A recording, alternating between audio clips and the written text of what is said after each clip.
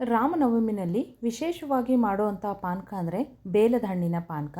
ಅಥವಾ ಈ ಸಮ್ಮರಲ್ಲಿ ಹೊರಗಡೆ ಎಲ್ಲರೂ ಬಿಸಿಲಿಂದ ಬಂದಾಗ ತಂಪಾಗಿ ಏನಾದ್ರು ಕುಡಿಬೇಕು ಅಂತಂದರೆ ಈ ಬೇಲದ ಹಣ್ಣಿನ ಪಾನಕವನ್ನು ಮಾಡಿ ಕುಡಿಯೋದ್ರಿಂದ ದೇಹದ ಉಷ್ಣತೆಯನ್ನು ಕಾಪಾಡುತ್ತೆ. Hi friends, welcome to Ambika's cooking channel. ಇವತ್ತಿನ ವಿಡಿಯೋದಲ್ಲಿ ಬೇಲದ ಹಣ್ಣಿನ ಪಾನಕವನ್ನು ಯಾವ ಥರ ಮಾಡೋದು ಅಂತೇಳಿ ನೋಡೋಣ. ನಾನಿಲ್ಲಿ ಚೆನ್ನಾಗಿ ಹಣ್ಣಾಗಿರೋವಂಥ ಬೇಲದ ಹಣ್ಣನ್ನು ತೊಗೊಂಡಿದ್ದೀನಿ. ಅದನ್ನು ಒಡೆದು ಒಳಗಿರೋಂತಹ ತಿರುಳನ್ನು ಸಪ್ರೇಟ್ ಮಾಡ್ಕೊಳ್ತೀನಿ. ಹಣ್ಣನ್ನು ತಗೊಂಡ ನಂತರ ಅದರಲ್ಲಿ ತುಂಬ ನಾರಿನಂಶ ಇರುತ್ತೆ. ದಪ್ಪ ನಾರನ್ನು ಆರಿಸಿ ತೆಗಿಬೇಕು.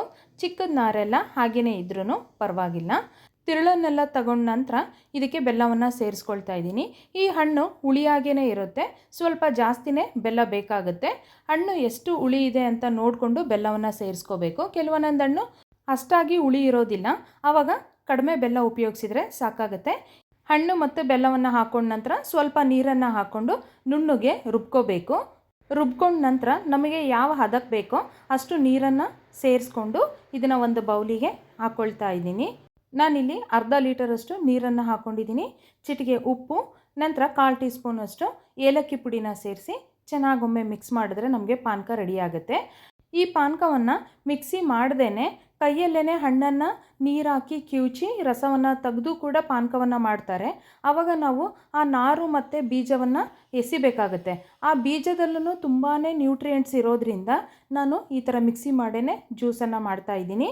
ಆರೋಗ್ಯಕ್ಕೂ ಕೂಡ ತುಂಬಾ ಒಳ್ಳೆಯದು.